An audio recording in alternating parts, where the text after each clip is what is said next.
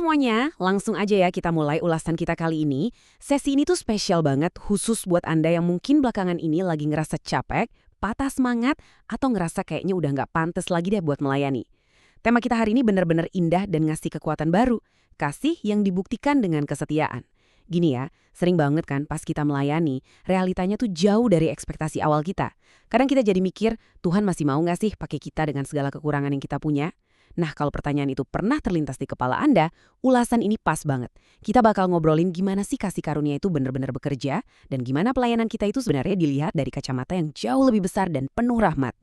Coba jujur deh, pernah nggak sih Anda ngerasa gagal total dalam pelayanan? Kita buka-bukaan aja ya.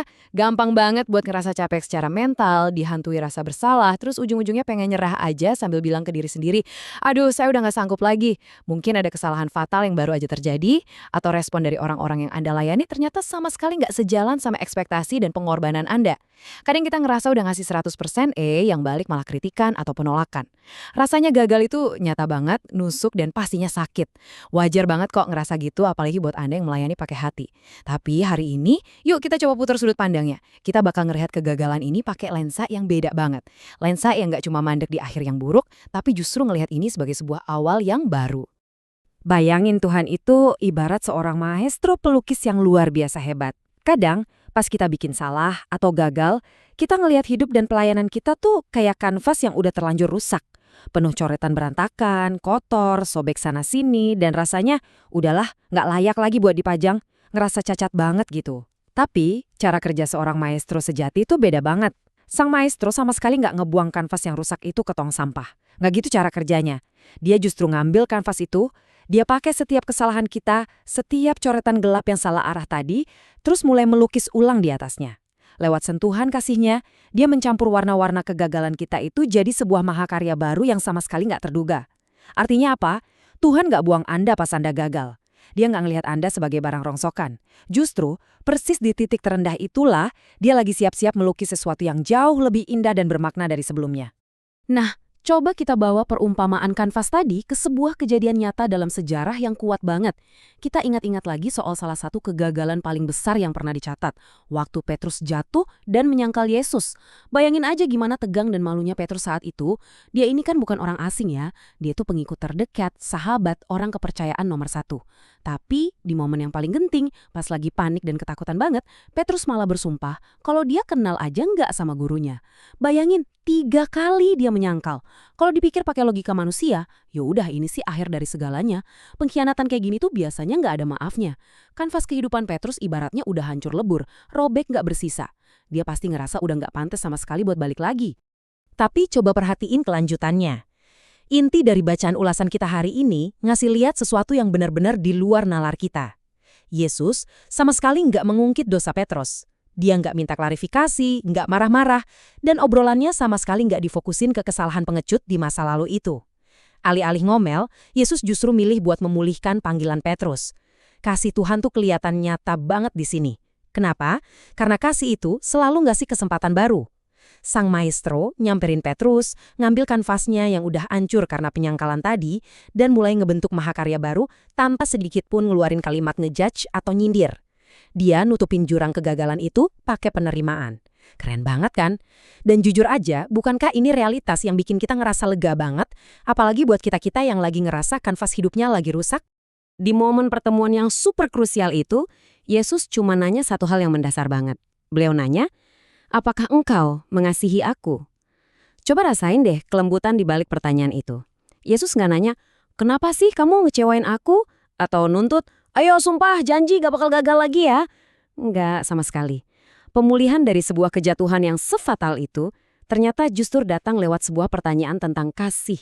Bukan lewat omelan atau sidang pengadilan. Ini tuh titik balik yang revolusioner banget. Kegagalan dan pengkhianatan kita ternyata nggak direspon Tuhan pakai kemarahan, tapi direspon pakai undangan yang lembut banget buat mengingat lagi cinta mula-mula kita. Undangan untuk kembali mencintai. Terus, apa sih pelajaran teologis penting yang bisa kita ambil dari sini? Gini, kasih sejati itu ternyata bukan cuma soal kata-kata manis, lirik lagu penyembahan yang indah, atau janji-janji kosong yang gampang banget kita ucapin pas lagi seneng-senengnya. Kasih yang sesungguhnya itu adalah soal kesediaan kita. Kesediaan untuk tetap setia, terus melayani, dan mengembalakan sesama. Bahkan kalaupun kita punya masa lalu yang kelam, atau baru aja ngelewatin kegagalan total. Ingat ya, jadi murid atau pelayan Tuhan itu nggak pernah nuntut kita buat jadi sosok yang sempurna 100%. Kalau kesempurnaan jadi syarat, wah nggak bakal ada satupun dari kita yang lolos kualifikasi. Yang diminta dari kita cuma satu, kesediaan. Kesediaan yang tulus buat bangkit lagi sesudah jatuh, mengasihi lagi sesudah disakiti, dan terus berani ngikutin dia sampai garis akhir. Seberapapun pincang dan gak sempurnanya langkah kita sebelumnya. Sekarang kita masuk ke momen perenungan yang jadi fondasi spiritual kita di ulasan ini. Dari perenungan ini, ada satu kebenaran yang bisa jadi pelampung kita pas lagi tenggelam dalam keputusasaan. Tuhan tetap memanggil dan mempercayai kita.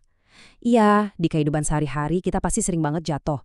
Mungkin kita nggak sengaja menyangkal dia lewat sikap kita yang arogan, atau pas kita lagi malas-malesan, cuek sama orang lain, atau lewat keputusan-keputusan egois kita. Pokoknya jauhlah dari kata sempurna. Tapi, fakta yang paling membebaskan adalah dia tetap manggil nama Anda secara personal. Dan yang bikin merinding, dia tetap berani nitipin pekerjaan mulianya ke tangan Anda yang nggak sempurna itu. Coba deh renungin ini sebentar. Kalau Sang Pencipta alam semesta aja masih punya kepercayaan sebesar itu ke Anda, kenapa Anda mesti buru-buru nyerah sama diri sendiri? Oke, setelah kita sama-sama sadar betapa besarnya kasih karunia itu, yuk kita bikin ini jadi sesuatu yang bisa langsung kita praktekin lewat perutusan nyata kita hari ini. Ada 3 langkah praktis yang bisa langsung dicontek nih. Langkah pertama, tunjukin kasih lewat tindakan nyata. Kasih itu butuh dibuktiin, bukan cuma jadi niat baik di dalam hati. Lakuin satu aja kebaikan kecil hari ini buat orang di sekitar Anda. Langkah kedua, ampuni orang yang mengecewakan Anda. Kenapa ini penting banget? Karena ya kita juga baru aja disadarin kan kalau kita ini udah nerima pengampunan yang gak terbatas atas semua kegagalan kita. Jadi memaafkan orang lain itu respons yang sewajarnya dari orang yang udah diampuni. Terus langkah ketiga, tetaplah setia jalanin tanggung jawab pelayanan Anda.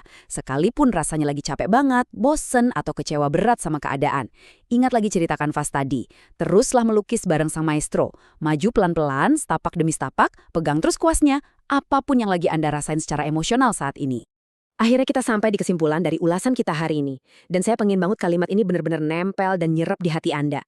Kasih kepada Tuhan dibuktikan bukan saat hidup mudah, tetapi saat tetap setia di tengah kelemahan. Coba resapi maknanya. Kelemahan, keletihan, dan kegagalan yang Anda alamin itu sama sekali bukan alasan buat diskualifikasi Anda dari pelayanan. Enggak, justru kelemahan Anda itu adalah panggung utamanya. Kanvas yang paling berharga, di mana kesetiaan sejati Anda lagi diuji, ditempa, dan dibuktiin di hadapan semesta. Jadi sebagai penutup, saya mau ninggalin satu pertanyaan buat Anda renungkan.